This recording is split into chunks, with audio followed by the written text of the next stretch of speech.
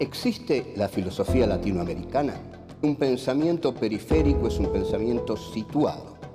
Europa se arroja sobre América Latina la herencia de los pueblos originarios, los proyectos de nación, el porqué de este pensamiento, el rechazo al colonialismo, la unión latinoamericana, la lucha de clases en Argentina, países subalternos, marginados, que no han participado de la centralidad de la historia. América Latina, filosofía y colonialismo.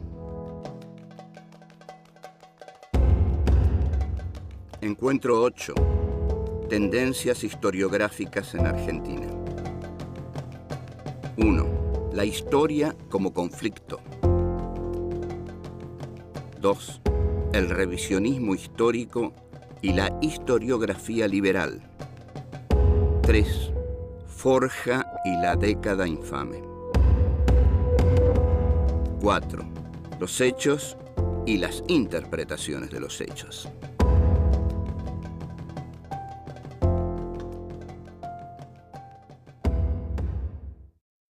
Este es nuestro encuentro número 8 de Filosofía Aquí y Ahora en su cuarta temporada. El tema que tratamos en esta cuarta temporada es América Latina, Filosofía y Colonialismo. El tema que nos va a ocupar hoy, y nos va a ocupar fuertemente, es el de las tendencias históricas en la Argentina. Que haya distintas tendencias históricas quiere decir que hay distintos puntos de vista sobre la historia. Que haya distintos puntos de vista sobre la historia quiere decir que hay distintas clases sociales que los sostienen, que hay distintos grupos sociales que tienen distintas miradas y que esas distintas miradas establecen conflictos, antagonismos. O sea que la historia no es un lecho de rosas, la historia es un lecho de conflictos. Y estos conflictos se expresan también en las interpretaciones que cada uno de esos grupos, clases o subclases, hace de la historia. Uno de los grupos que comienza por diferenciarse de la trasnochada ya historiografía liberal que había escrito el general Mitre o que después siguió Ricardo Rojas, que José Ingenieros también escribe, y bueno, la cumbre es el Facundo Sarmientino, es la de la escuela revisionista que nace a partir del golpe de Uriburu en 1930. El golpe de Uriburu es un golpe que se identifica con el fascismo europeo. Este Uriburu era un general de pocas luces, lo que quizás es una redundancia, pero bueno, hay algunos con más luces, pero Uriburu muchas no tenía. Entonces, como no tenía muchas, le pide a Leopoldo Lugones que le redacte la proclama revolucionaria. Leopoldo Lugones ya venía hablando de los golpes de Estado en Ayacucho, cuando se festeja el centenario de la batalla de Ayacucho, la batalla en la cual Antonio José de Sucre derrota definitivamente al poder español en América. Entonces, 100 años después, en Lima, Perú, se festeja el centenario de la batalla de Ayacucho. Ahí Leopoldo Lugones lanza un famoso discurso en el cual dice: ha sonado otra vez, para bien del mundo, la hora de la espada. Lugones era un gran orador, Lugones era un gran charlataneador y tenía una enorme facilidad de palabra y de construcción de conceptos que respondían a la época en que se estaba viviendo. Entonces, en el discurso dice: así como la espada hizo lo único enteramente logrado que tenemos hasta ahora, es decir, la independencia, ahora es necesario que la espada vuelva a instaurar la jerarquía, palabra bien de la derecha, la jerarquía indispensable que la democracia ha malogrado hasta hoy, y la democracia para Lugones se opone a toda jerarquía. Lógico, la democracia no establece jerarquías, pero para un fascista, para un tipo de la derecha, tiene que haber jerarquías. Y un tipo que pide jerarquías odia a la democracia. Entonces, Lugones habla de lo que él llama paparruchas, que son el pacifismo, el colectivismo, la democracia. Para él son sinónimos ¿de qué? De la vacante que el jefe predestinado está dejando y que tiene que ser ocupada. Hay un jefe predestinado a ocupar el lugar que la democracia no puede ocupar. Ese jefe predestinado que anuncia Leopoldo Lugones es José Félix Uriburu, y dice que el jefe predestinado, basándose en Nietzsche, un poco Lugones, a quien habría ojeado un poco, manda no por la ley, manda por ser el mejor, por derecho de ser el mejor. Es decir, se basa en esto, en la concepción que Nietzsche tiene de la aristocracia griega. Son los mejores, los veraces, los que deben gobernar. O sea, la ley se confunde con la voluntad del hombre predestinado. Hay un hombre predestinado a gobernar y ese hombre, la voluntad de ese hombre es la ley. Fíjense qué peligroso que es esto. Entonces, el Übermensch, el superhombre nietzscheano, es el que da fundamento a estas ideas lugonianas. En síntesis, el pensamiento fascista es un pensamiento que se basa siempre en una casta privilegiada, cuyo privilegio para gobernar consiste ante todo en la aristocraticidad de su espíritu.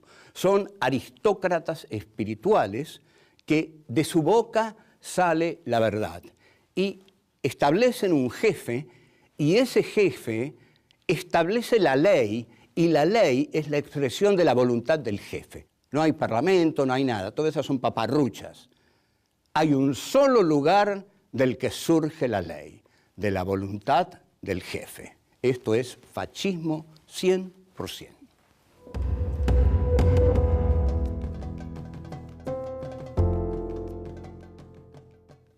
El revisionismo histórico se caracteriza por una gran carencia. Cuando yo reviso algo, dependo de aquello que reviso. El revisionismo histórico se caracterizó todo el tiempo por denostar a la historia oficial e incluso por implantar un panteón alternativo. Es decir, si estaba Sarmiento, pusieron a Rosas, y así, digamos, si estaba los caudillos federales, se oponían a la burguesía ilustrada de Buenos Aires. Pero esta visión alternativista no puede crear un suelo originario desde el cual pensar algo absolutamente nuevo. Por eso, desde aquí les decimos a esos pensadores liberales que cada vez que uno dice algo distinto a la trasnochada historia liberal, le dicen a uno que es un trasnochado revisionista, que uno no es un trasnochado revisionista porque se ha plantado en otro lugar. Yo ya no pienso en la historia liberal, pienso en la historia que estoy pensando autónomamente. En cambio, sí, los revisionistas, como hicieron un movimiento inicial de largada, estaban determinados a destruir a los héroes, a los, digamos, sí, a los próceres de la historiografía liberal. Y entonces, como lo maldito siempre tiene ese sabor tan especial, cuando se dirigen hacia el pasado, encuentran que nuestros torpes liberales han entronizado a un gran maldito en el pasado, como después van a hacer la misma torpeza con Perón. Han entronizado como gran maldito de la historia argentina a don Juan Manuel de Rosas, de quien José Mármol, un mediocre poeta, dijo: ni el polvo de tus huesos la América tendrá. Y lo trajo Menem, y se lo dejaron traer a Menem. ¿Saben por qué? Porque Menem les dijo: señores, a mí me gusta Rosas, le dijo a los oligarcas de la tierra y de las finanzas. Me gusta Rosas, lo quiero traer. No, Rosas no. Pero yo, en cambio, voy a hacer todo lo que ustedes me digan. voy a hacer el plan económico que ustedes me digan, el plan social que ustedes me digan, voy a frenar a la CGT, voy a hacer todo lo que ustedes quieran. Ah, tráigalo a Rosas. Entonces Menem lo trajo a Rosas y hasta lo puso en los billetes de 20 pesos, no pasó nada. Pero hasta ese momento la maldición de mármol estaba ahí, y el polvo de tus huesos la América tendrá. Ahora, los revisionistas, sí, encuentran en don Juan Manuel de Rosas, y ya lo creo que lo encuentran, al líder fuerte, poderoso y romántico del siglo XIX. ¿Por qué? Porque buscan desde Rosas darle un basamento a Uriburu. Nada tenía que ver el pobre Uriburu con don Juan Manuel, que ese sí era una figura histórica poderosa. Una de las mejores biografías de don Juan Manuel de Rosas, hasta que tengamos la de Slavoj Žižek, porque se dice que el pensador esloveno, que ha venido por la Argentina, estudió algo de historia argentina y quedó deslumbrado por Rosas. Claro, ¿quién no queda deslumbrado por Rosas? Lógico, la batalla de la Vuelta Obligado, todo el color local que Rosas implica, ¿no? Incluso Oswald Spengler, en La decadencia de Occidente, uno de los libros fundamentales del siglo XX del alemán Oswald Spengler, menciona a Rosas en uno de los lugares destacados entre los grandes caudillos del siglo XIX. Carlos Ibarguren, escribe una biografía de don Juan Manuel de Rosas. A los jóvenes de la izquierda peronista, la figura de Rosas los fascina porque también es otro prohibido y además porque el libro negro de la segunda tiranía unía justamente las figuras de Rosas y la de Perón. Habían sido los mismos liberales los que habían trazado la línea Rosas-Perón. Pensemos esto, ojo, atención, bien claro esto tengámoslo. Los mismos liberales habían trazado la línea Rosas-Perón al escribir el libro negro de la segunda tiranía, como habían trazado la línea Mayo-Caseros, ¿no? Es decir, Mayo, la libertad, Caseros, la dictadura, la infamia, el crimen, el matadero de Esteban Echeverría. La izquierda peronista interpreta a Rosas como un caudillo, como un líder antiimperialista, lo cual es cierto. Rosas fue un líder antiimperialista. Lo que pasa es que Rosas falló a la cita, para lo cual todo lo tenía destinado: modernizar la nación sin traicionar su soberanía. ¿Qué hicieron los liberales? Los liberales modernizaron la nación, pero traicionaron su soberanía. Modernizaron la nación regalándola, vendiéndola, entregándosela al capital británico, dándole las tierras al capital británico. Así modernizaron la nación. Rosas debió modernizar la nación, sin entregar su soberanía.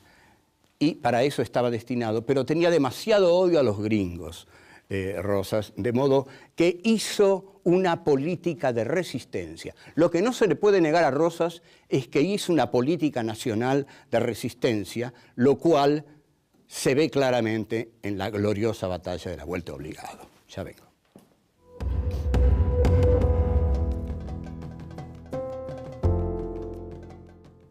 El gobierno de Uriburu dura muy poco porque la oligarquía argentina no quería tener tratos con los gobiernos fascistas europeos porque era liberal a la británica. Siempre los tratos de la oligarquía fueron con Gran Bretaña. En consecuencia, Uriburu dura muy poco y muere a los 2 años en París, cómodamente en la cama, mientras Severino Di Giovanni muere fusilado en una penitenciaría gritando «Viva la anarquía», y el general Uriburu muere muy cómodamente en su cama y Crítica titula «Hoy en París». Con eso alcanzó para que todo el mundo se enterara. Bien, muere Uriburu, pero ya estaba muerto el uriburismo, el fascismo. Lugones estaba en una depresión tremenda que lo llevaría al suicidio, también por causas de amor, y asume un general, ¿cómo describirlo? Gordito, siempre simpático, que decía todo el tiempo chis. Como decía chis, salía siempre sonriendo en todas las fotografías. Uno tiene que decir chis o whisky. Osvaldo Bayer dice anarquía. Bien. Pero viene la crisis del 29 y la Argentina se va a los caños, señores. Esa Argentina granero del mundo que tanto festeja la oligarquía agraria argentina con tanto orgullo. La generación del 80, hicimos un gran país, los ganados y las mieses, se va a los caños porque la crisis del 29 hace cambiar los términos de intercambio. Entonces, los productos primarios no valen nada y los productos con valor agregado valen mucho. Inglaterra decide no comprar más las carnes argentinas y Argentina se va al diablo. Esa fue la Argentina que construyó la oligarquía. Se fue al diablo en 4 días. Bueno, entonces, para solucionar esto, Julito Roca, el hijo del gran conquistador del desierto, viaja a Inglaterra y hace un acuerdo con las carnes. Y bueno, y está la famosa frase que dice que, bueno, la Argentina es una de las joyas más valiosas de la corona británica. Con gran orgullo dice esto Julito Roca. Frente a esto, frente a esta situación a la cual se llama el teórico José Luis Torres llama la década infame, en la cual surgen muchos de los mejores tangos, en la cual surge Discépolo, creo que esto lo hemos visto, aparece el grupo Forja. El grupo Forja, que es un grupo formado por jóvenes radicales, que son radicales antipersonalistas, porque el radicalismo se dividía en radicales personalistas, que eran irigoyenistas, y antipersonalistas, que eran alvearistas. Los antipersonalistas eran los radicales adictos al régimen, que perduraron. Los radicales personalistas eran los adictos a Irigoyen. Forja establece un slogan que es: somos una Argentina colonial, queremos ser una Argentina libre. Sus principales integrantes son figuras brillantes como Scalabrini Ortiz, Arturo Jauretche, Homero Mansi. Entonces, digamos, todos ellos se nuclean ahí y efectivamente son tipos brillantes, ¿no?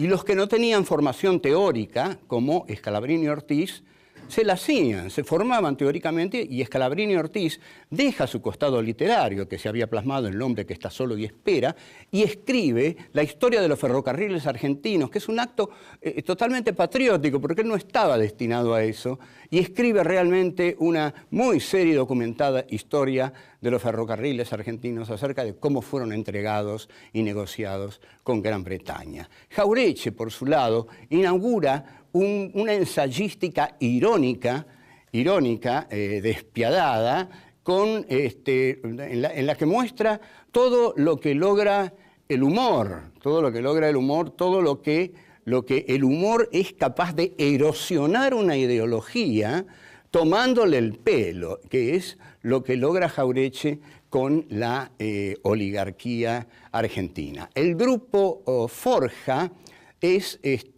confluye finalmente en el primer peronismo, pero no logra una inserción muy profunda.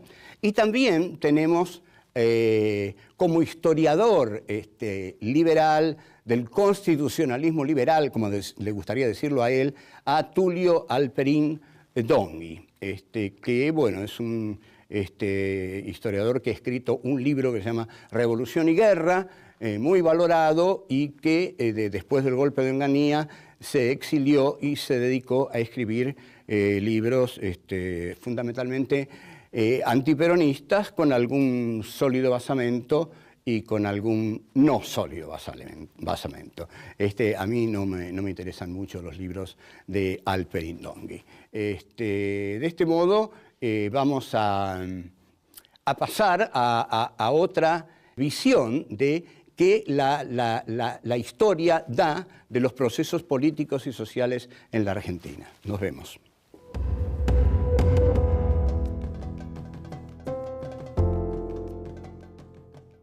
Estos ideólogos que se dedican a revisionar la historia, entre los más importantes figura Hernández Arregui. Hernández Arregui saca en plena militancia de la juventud peronista un libro que lo estaban esperando todos, que se imprimía en las facultades, que salían folletitos, hasta que finalmente salió el libro, que era La formación de la conciencia nacional. Lo leyeron todos. Y era un libro en el cual Hernández Arregui mezclaba el marxismo con el peronismo. No es un libro que yo consideré felizmente logrado. Incluso hay un pasaje sorprendente en el cual Hernández Arregui interpreta la llegada a la Argentina de Milton Eisenhower como la rendición de Milton Eisenhower. Es decir, Milton Eisenhower llega a la Argentina alrededor del 53 para verlo a Perón, y Hernández Arregui dice que Milton Eisenhower viene a rendirse. Bueno, todo no son estos dislates. Tiene otro libro que es muy lindo, El ser nacional, es mejor, pero mejor que Hernández Arregui, y con muy buena pluma, es el que mejor pluma tiene, es Jorge Abelardo Ramos. Yo he leído, siendo niño, Revolución y Contrarrevolución en la Argentina de Jorge Abelardo Ramos, y he disfrutado de ese libro como pocos, porque estaba bien incluido el marxismo, el trotskismo y la historia argentina. Y Ramos, la cosa era así. Es como si hubiera Ramos recorrido todas las librerías de Viejo, de Corrientes, y se hubiera comprado todos los libros, y con todos esos libros hizo Revolución y Contrarrevolución en la Argentina. Lo que hizo después Ramos, nosotros aquí lo vamos a olvidar. Ahora, Salvador Ferla, ese chapó. Salvador Ferla es un tipo purísimo. Tenía un kiosco Salvador Ferla, pero ustedes se dan cuenta. Don Salvador Ferla vivía porque tenía un kiosco donde vendía chicles, caramelos, chupetines, y escribió nada menos que Mártires y Verdugos, La Revolución de Valle, el libro que fue decisivo para los montoneros, junto con Operación Masacre de Rodolfo Walsh. Cuando los montoneros leyeron esos dos libros, decidieron empezar el operativo del secuestro y muerte del general Aramburu. Ahora, la historia no es, vamos a decirlo así, no es la historia. La historia ocurre, hay hechos, suceden hechos todo el tiempo, pero lo que son las interpretaciones de la historia. Pueden ocurrir miles de cosas. Hoy seguramente en la Argentina han ocurrido miles de cosas y ya han surgido 100.000, 200.000 interpretaciones. ¿Qué es lo que pasa? Como dice Nietzsche, tiene una frase formidable: no hay hechos, hay interpretaciones. Y en la interpretación es donde los hechos se juegan. Y en la interpretación es donde los medios de comunicación tienen una importancia fundamental. Por eso el poder se desespera por tener el manejo de los medios, porque a través de los medios impone su interpretación de los hechos. Entonces, ¿qué es la verdad? La verdad no existe, la verdad es el poder para imponerla. Aquel que impone su visión de la realidad como la visión de la realidad, como la verdad, ese ha creado la verdad. Lo que hay que hacer es crear otra verdad que discuta a esta. Entonces, la realidad es un choque de verdades diferenciadas, es un conflicto fascinante de interpretaciones diferenciadas en la cual triunfa la que más poder tiene. Por eso, tanta importancia se da a los medios.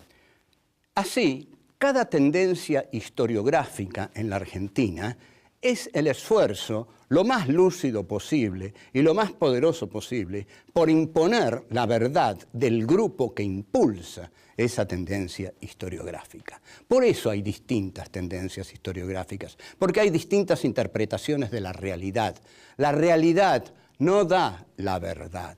La verdad no la dan los hechos. La verdad es una lucha y por eso las distintas versiones historiográficas son versiones que cada grupo diferenciado, en antagonismo con otros grupos, da de la realidad. Por eso hay tantas versiones historiográficas.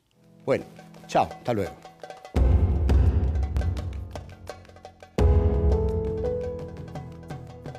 Hay un solo lugar del que surge la ley, de la voluntad del jefe. Esto es fascismo 100%. Inglaterra decide no comprar más las carnes argentinas y Argentina se va al diablo. Esa fue la Argentina que construyó la oligarquía.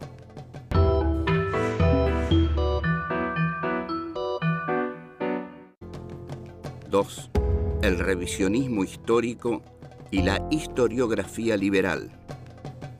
3. Forja y la década infame. 4. Los hechos y las interpretaciones de los hechos.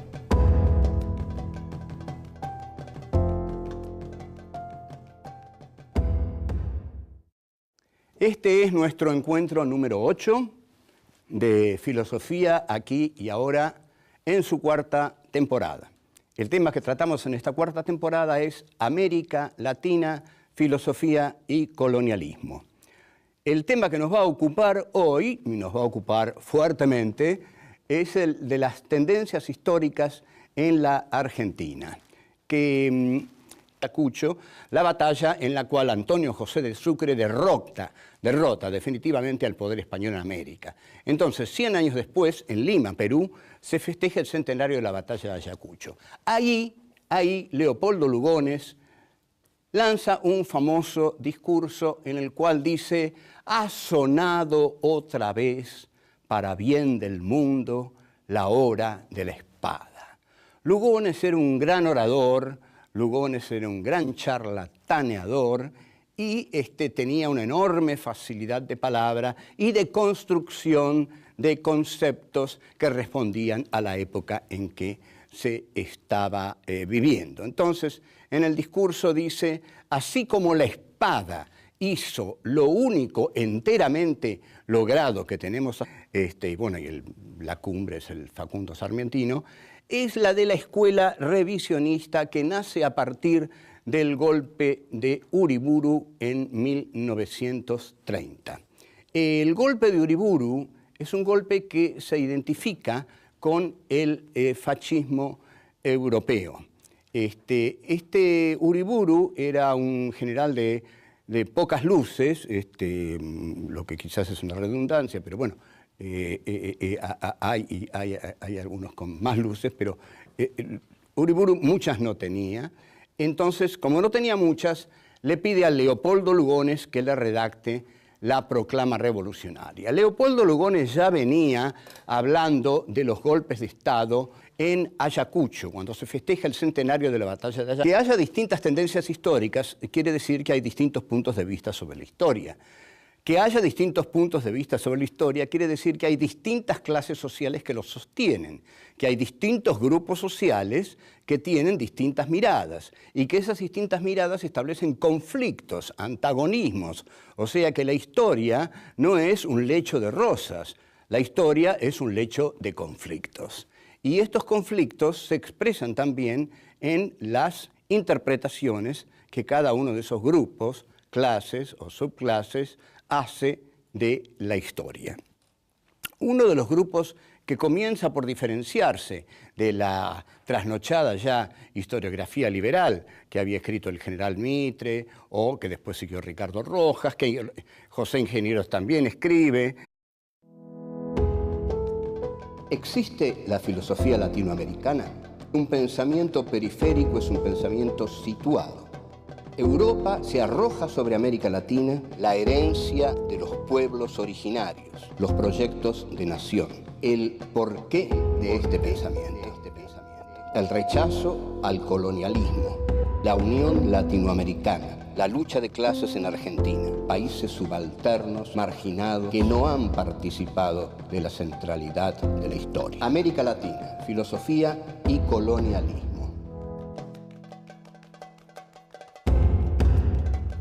Encuentro 8.